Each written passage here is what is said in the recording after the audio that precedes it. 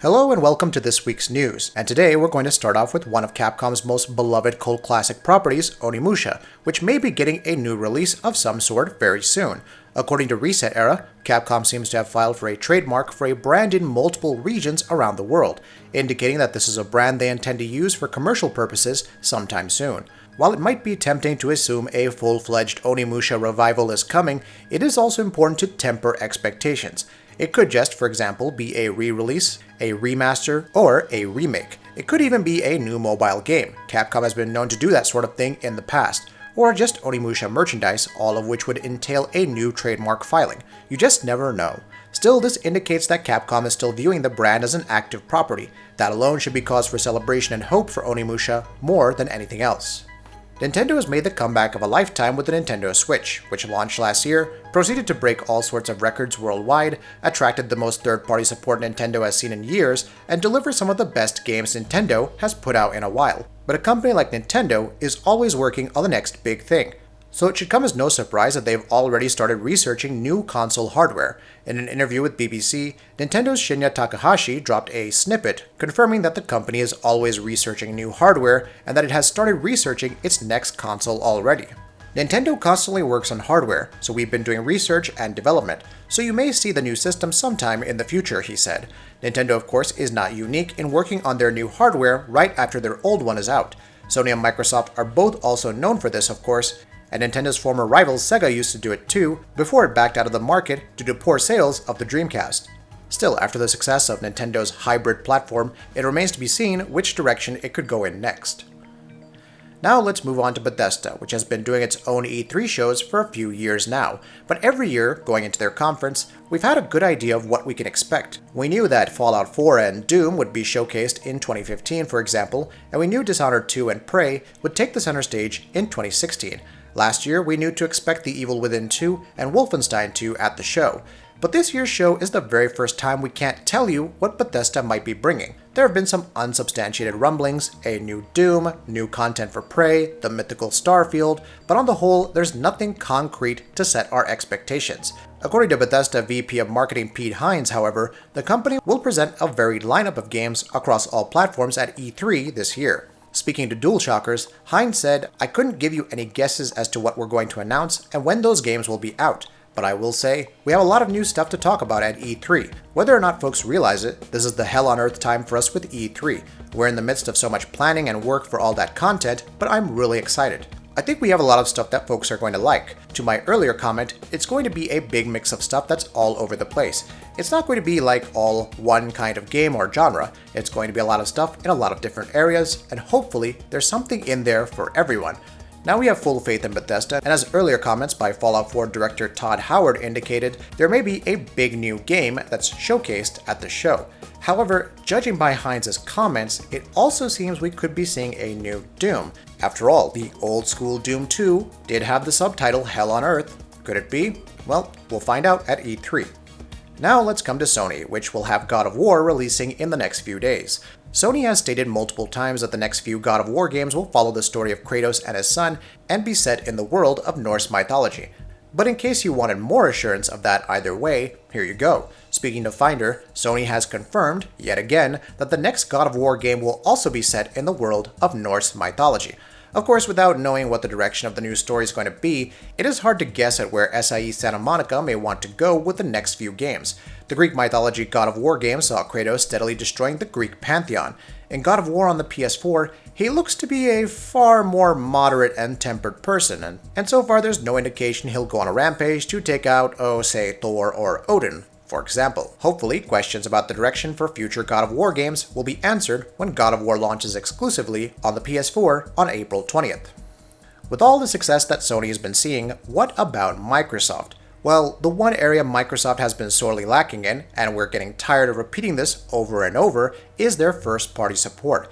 This is usually thrown into stark relief every time there's a major first-party release by the competition, such as with Horizon Zero Dawn, The Legend of Zelda Breath of the Wild, Super Mario Odyssey, and now God of War.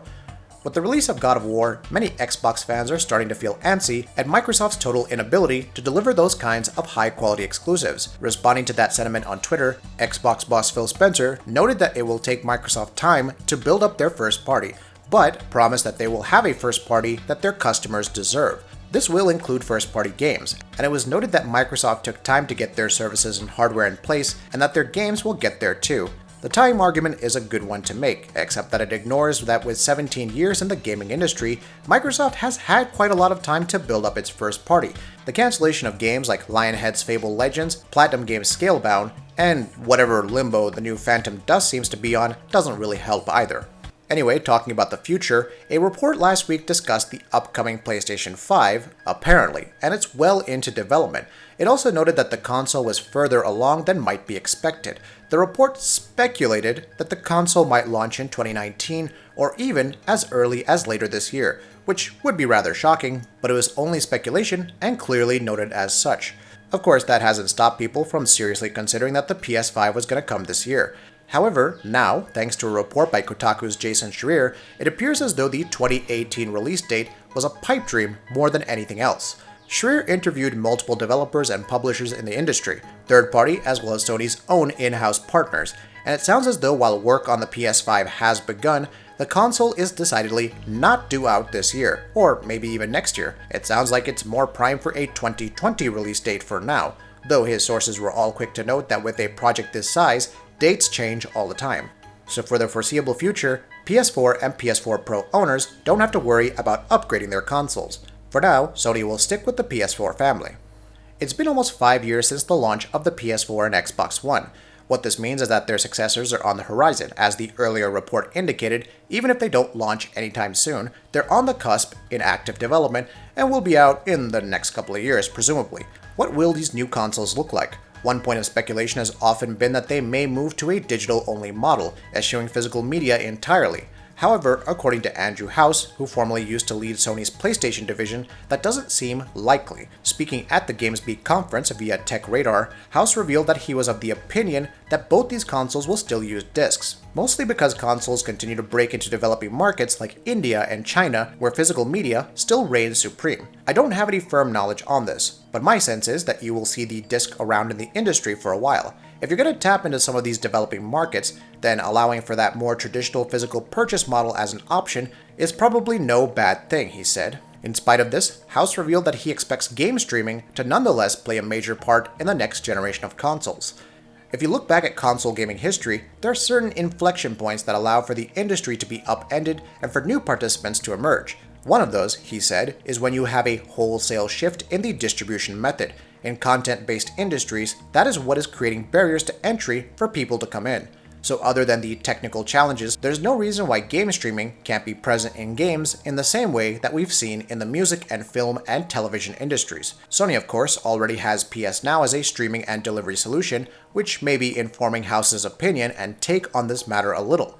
Whether or not game streaming ever actually catches on, owing to the unique challenges that the interactivity of video games pose, remains to be seen.